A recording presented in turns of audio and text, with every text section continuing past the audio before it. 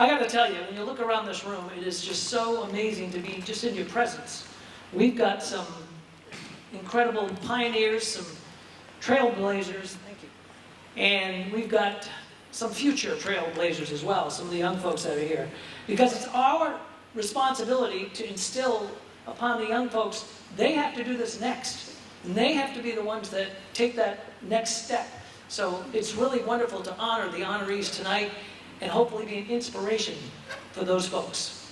So without further ado, we are going to induct 14 great people into the North Carolina Aviation Hall of Fame. We're going to start tonight where we should start, with Orville and Wilbur Wright. These two names need no introduction. None of us would be part of aviation if it were not for their science and their bravery.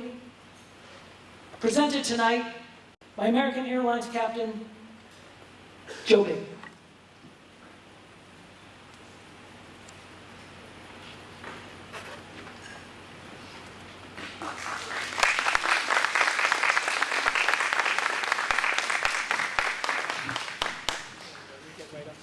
All right, there's the microphone. Say, well, I'll turn it a little bit this way so that you guys can hear me.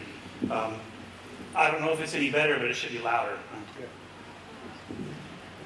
So I feel a little bit like Wilbur. He gave his first and only academic presentation in front of a society, and his sister said, "Oh wow, this is going to be great, fantastic. Is it going to be witty or is it going to be scientific?" And Wilbur said, "I think it'll be pathetic."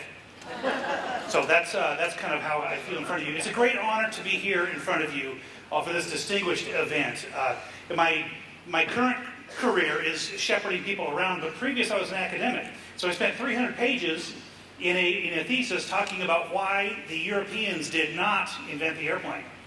And those of you in the academic world know, to try to prove why something didn't happen is a whole lot harder than trying to prove why something did happen. So I went into society and all that stuff that you don't really want to hear about. But I learned something significant in that the Wrights only did three things, essentially.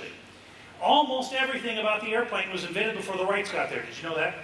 Cambered airfoils, inverted airfoil sections, high aspect ratio wings was all there, dihedral was there, pendulum stability was all there, a negative angle of the tail was all. Somebody had done that, most of them British, and typically with the British, they let the Germans work out the mathematics.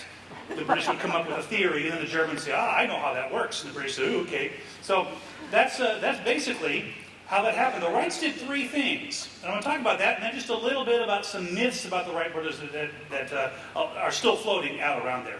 The first thing they did was they didn't invent, they perfected the wind tunnel. The wind tunnel had been around for probably about 50 years before the Wrights did their investigations. After their 1901 season flying in Kitty Hawk, they went back really, really discouraged. What in the world's going on? It's not performing the way Otto Lilienthal's lift tables say it should be. We're getting about a third the lift we think we should. And what's going on? So they said, okay, we're going to buckle down. And this is one of the things they did. Neither of them graduated from high school, by the way. I don't know if you knew that or not. Only their sister went to college, which is remarkable for the day. Had a very, very effective library at home, but only the sister went to college, and they read a lot. So they said, we're going to sit here and figure this out. It took them weeks to get a straight wind, they say, in their wind tunnel. They discovered that the wind tunnel was so sensitive by the time they perfected it that rearranging the furniture in the room affected the results of the wind tunnel. They came up with all kinds of very, very important ideas here. One of the things was they discovered that Otto Lilienthal, excuse me, he's German, so cut him a little bit of slack. Otto Lilienthal's lift tables were wrong. Now, the poor guy didn't, he just applied Smeaton's coefficient incorrectly is what really, really happened. But the Wrights found this, and after the 1901, the winter of 1901 and 1902, that's when the magic happened. That's when they corrected Lilienthal's lift tables. They conceptually looked at the propeller. They said, well, we'll just go to the book on naval stores and figure out what the Navy's done with propellers in the water, and discovered that nobody had done anything. So they said, wow, okay, what do we do now? Well, they took the propeller and said the propeller is a wing rotating in air. So we'll use the same formulas that we use for our wings. Turns out that they had a remarkably efficient propeller. the NACA guys really couldn't touch it, really couldn't approach the efficiency of the Wright's propeller until well into the 20s. So they corrected Smeaton's coefficient in Lilienfeld's lift tables. They conceptually, they applied their knowledge to the propeller. The most important thing they did was what we in the aeronautical world call the coordinated turn. They put a rudder on the back of this thing. They called it well digging. They would get this craft of theirs into a bank, and it would slide off like that, and the wing would hit the sand and spin around, and it would create this really pretty conical shaped hole in the sand out there. They said, well, it looks like a well. We'll call it well digging. He said, but we don't want the wing to hit the sand. We kind of want the wing to go that way.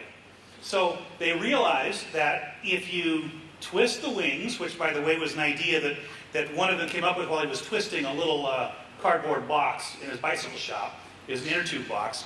He said, you know what, we can do this. We can make one go up and the other go down at the same time. We just rig it that way. So once the wing goes up, it creates lift. It also creates more drag. We'll add the rudder to help that around a little bit, and that's called the coordinated turn. And that is the crux of what the Wright brothers did. Now, here's a myth. The myth is they were the first ones to fly. And that's not true. There were a number of folks that flew before the Wright brothers. Anybody ever been to France? The French still think that Clement Ader invented the airplane. In fact, his machine is on display at a museum there in Paris. No. He flew. That's pretty clear. He had zero control over the machine. And it showed up in 1908 in Paris. Wilbur was there flying. Henry Farman had made a 360-degree circle, and he didn't know how to bank his airplane. It was a nice skidding turn, and he came around and landed, and the crown cutter went wild. Wilbur, they say that the Wright brothers didn't invent flight, they invented the pre-flight. Wilbur sat and fastidiously checked every single bolt in this thing, and he launched within the confines of the polo fields where they were flying. He did about 6 figure eights, banking steeply in each turn, turned right around, and landed. And the effect of the crowd, it's pretty clear exactly what happened because everybody wrote about it. It was one of those classic movie effects. Silence. And then the whole place went wild. Everybody there wasn't really sure what they saw, but they knew they couldn't do it. It didn't take long to figure it out. But they realized the Wright brothers showed them a way.